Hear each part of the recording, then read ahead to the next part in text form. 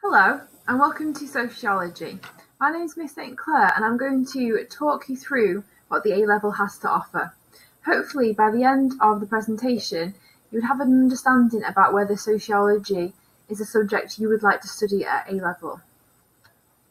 A common question students often ask is, what is sociology? Often they've heard the name, they maybe even have had friends or family that have studied it, but they're not quite sure whether it's an A Level for them.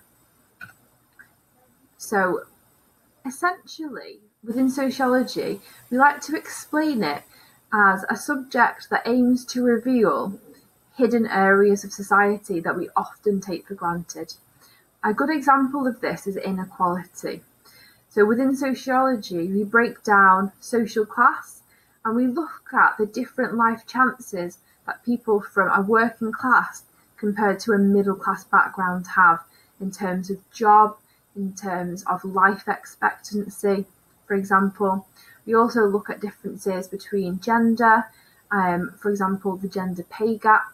And then we also look at influences like media, and we look at how the effect of media on society has changed the way we interact with the world around us. Some more information that aims to explain what sociology is. As you can see, it focuses on the relationships between people within society and how this shapes our behaviour. An important part of sociology is that it wants you to have a critical awareness. So it wants you to be able to question some of the beliefs that you already have and really to be open about discussing your views and hearing the views of other people with an open mind. Some basic information that you may be wondering is that sociology is a 2-year linear course. So this means that you would sit all 3 exams at the end of year 13. Now you will still have mocks that will prepare you for those, but there is no coursework. So your final grade will be based upon those 3 exams at the end of year 13. Here is a course outline. So this aims to just give you some idea about what the course will look like. So in year 12, you do 2 units. Now, unit 1, you study with me, Miss St Clair, and I look at socialisation, culture and identity. And this is the introduction to sociology. So we look at the ideas behind different cultures, we look at Japan really closely, we look at how Japan is so different from the UK, we look at socialisation, how things like the family, our friends, the media, how that changes our norms and values. And then in section B, we look at youth subcultures. So we look at mods, we look at skinheads, punks, and we look at why is it that people tend to rebel when they're going through adolescence.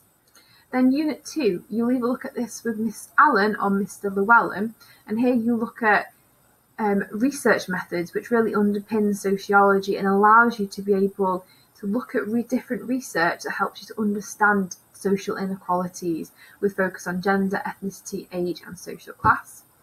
And then in year 13 you only have the 1 unit and it's split up into 2. Miss Allen teaches debates in contemporary society, and here you look at how globalisation and how the media has changed the way that we live our lives and how we interact with each other.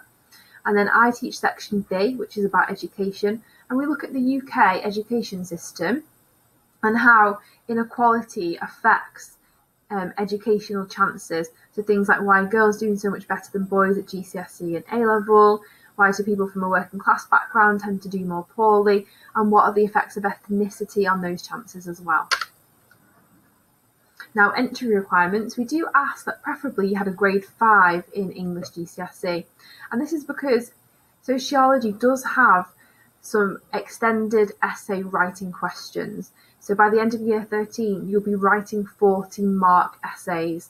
Now, this requires deep analytical and critical skills and the ability to write for extended periods of time. Now, this is best suited for those of you that have achieved grade 5 in English GCSE. How is the course assessed? As I've already mentioned, it is a 100% exam. This just breaks down the 3 different exams. As you can see, you have 1 that is an hour and a half and 2 that are 2 hours and 15 minutes. And they will be the papers that you would sit at the end of year 13. Now, here's a taster of what you might learn. So, an example of something we might do in sociology is I might give you something like this and ask you to tell me what you think it means. Now, at first glance, it might just look like a lot of statistics, a lot of percentages, but when you look a little bit more closely, you can see that the UK population as a whole, only 7% of people go to fee-paying schools. Now, they are private schools where people pay quite a lot of money. For example, King's School in Chester is a private fee-paying school. Now, if 7%, which is a small percentage, is all that goes to these schools, why do 71% of senior judges, why have they been to fee-paying schools? Or 44% of the rich Sunday Times rich list, why is that 44%? Now this gets you to think critically about information that you might already have preconceived ideas about. For example, that they are jobs that people have achieved through hard work alone. And in sociology, we start to think about what other factors could lead to people to be in those jobs. Another example here is about sport. So you can see there is, especially in football, there is a big difference between how much footballers get paid if you're a man compared to a female football player. Okay, it's quite a divisive question, but it does lead us to bigger questions in society, such as the gender pay gap. So men do tend to get paid higher than women in many other jobs as well. And it gets us talking about why is that the case? What is the impact of things like socialization and identity, and how does that play a part? So what is sociology like? So next I'm just going to talk you through really the differences between sociology and psychology. Here you can see students have given some feedback about their year 12 so far, and essentially students that enjoy sociology tend to be those that are really interested in other cultures and other countries, learning about different people and learning something completely new as well, and really challenging themselves. Students also often wonder what career path that they could do if they did sociology. It doesn't really have a clear career progression like other subjects do. But here you can see there is a wide variety of jobs that you could go into. Many of them are quite social. So things like social worker, youth worker, the police, teacher, the prison service, charity workers. Places like the police really do look for students that have a background in sociology because they are useful, because they can see things like the bigger picture. They know about inequality, they understand race relations, they understand social class impacts, and it makes for better social workers, social professionals that can work well with other people. If that's not for you, there's also going the academic route. So if you wish to do it at university, then take it to masters and PhD. You could be a social researcher. This is where you would be a person who undertakes research and looks at data and creates things like we've just looked at when we looked at the pay gaps as well. And then again, sociology links really well to things like business and marketing, public relations, the media. These are all areas where sociology complements really well. And then if you're thinking, I want to take sociology, but I'm not sure what sociology would go with, again, that would depend what career you want to go into. If you're interested in working as a nurse, for example, or working in the health service, you would need to have a science to go with that, so psychology or biology, for example. Common subjects that people take with sociology are things like psychology, health and social care, English, and RS.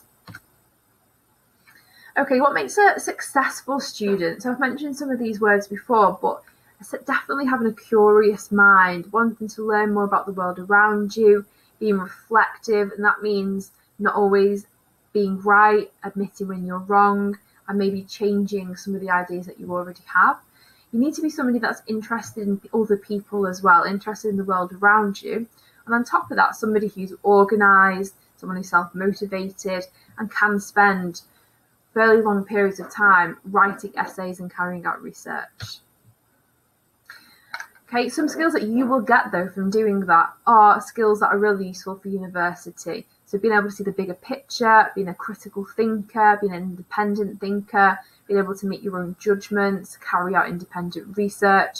These are all really useful skills to have, not just for university, but for the workplace and also for apprenticeships as well. Now, another question I'm asked a lot is, what's the difference between psychology and sociology?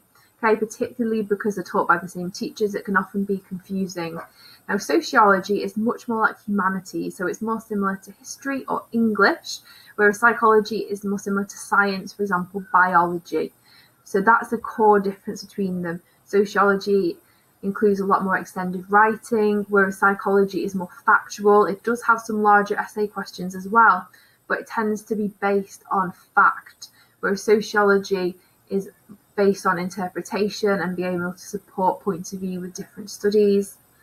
Some similarities between the two of them is that they are both just exam-based subjects, so there's no coursework in either of those. So we're coming towards the end of the presentation now. Some contact information for you. Now, Miss Llewellyn is our head of department, and then the two teachers of sociology are myself and Miss Allen. Now, please feel free to contact us if you have any other questions, or if you'd like to carry some research out. The exam board that we use is OCR, and if you go onto their website, you can see more information about what I've talked about today. So thank you, and again, as I said, you can drop into room 20 to speak to me or email me if you have any more questions. Thank you very much. Bye.